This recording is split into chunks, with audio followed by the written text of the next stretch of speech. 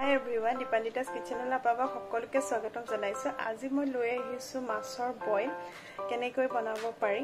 Boil মাছৰ কাৰণে মাছ এয়া 3 পিস লৈছো, মানুহ কম যেহেতু দুটা বিলাহী লৈছো আৰু এয়া 4 ফুটা 5 ফুটা মান নহৰু লব গোটা আৰু ফালি লোৱা জলকীয়া 4টা, আদা নহৰু পিহা সৰু চামুচৰ 1 চামুচ আৰু এয়া জালুক পিছি লৈছো আধা চামুচ মান। পানী যোগ কৰি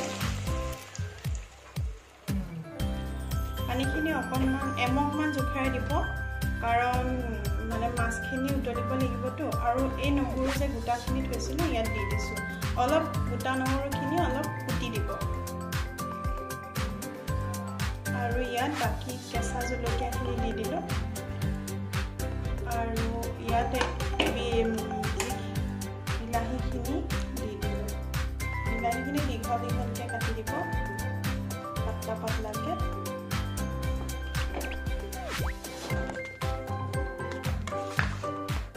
বিলাহীখিনি মিলাই দিব পানী। তাৰপিছত ইয়াত সোৱাদ অনুযায়ী নিমখকণ দিব, যাতে বেছিকৈও নিদিব, পিছত পানীটো শুকাওঁতে এটা জোখত ৰখিব, যিহেতু পানীখিনি নিমখটো মানে পানীখিনিৰ লগত মিলাকৈ দিব।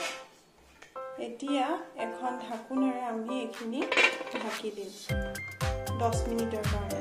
এয়া 10 মিনিটৰ পিছত মই এতিয়া ঢাকুনখন গুচাই চাম। এয়া দেখিছেনে, এয়া মাছখিনি কি ধুনীয়াকৈ সিজি আহিছে, এয়া দেখিব পাৰিছে, এয়া সিজি আহিছে। এবাৰ লৰাই দিম।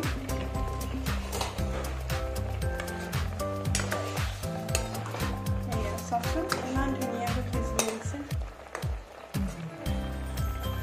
এতিয়া আমি ইয়াত মথনি পিচি থোৱা আদা নহৰু পেষ্টখিনি দি দিব আৰু জালুকৰ গুড়িখিনিও লগতে দি দিব। তেতিয়া জালুকৰ স্মেলটো ধুনীয়াকৈ আহিব লাষ্টলৈ দিলে। এতিয়া অলপমান লৰাই দিওঁ, অলপমান পানী যোগ কৰিম যাতে স্মেলখিনি ভালকৈ সোমাই যায়, যিহেতু পানীখিনি শুকাই আহিছে ন। আৰু অকণমান পানী ইয়াত যোগ কৰি দিম। যোগ কৰি দিয়াৰ পিছত অলপ ভালকৈ স্মেলখিনিৰ কাৰণে দিয়া হৈছে এইখিনি পানী, আৰু অলপমান আৰু সোৱাদটোত অথনি নিমখটো কম হৈছিলে, মই চালোঁ, সেইটো কাৰণে অলপমান এতিয়া নিমখ এড কৰি দিছোঁ। আপোনালোকে এইটো নিমখটো আপোনালোকৰ সোৱাদ অনুযায়ী দি ল'ব।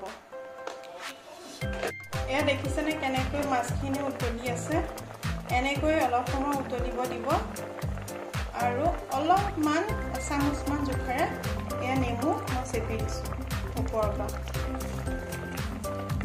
এয়া দিছোঁ মানে মান ধনিয়া, আৰু মান ধনিয়াখিনি এতিয়া ইয়াৰ ওপৰত লাহে লাহে ছটিয়াই দিম। আমাৰ এইখিনি হৈয়ে গৈছে। এয়া এতিয়া আপোনালোকৰ জোখমতে আপোনালোকে ৰাখি দিব পাৰিব পানীটো। আমাক ইমানকণেই প্ৰয়োজন পানীটো, সেইটো কাৰণে আমি এনেকৈ ৰাখি দিছোঁ। ভিডিঅ'টো ভাল লাগিলে লাইক, কমেণ্ট, শ্বেয়াৰ আৰু ছাবস্ক্ৰাইব কৰিব নাপাহৰিব।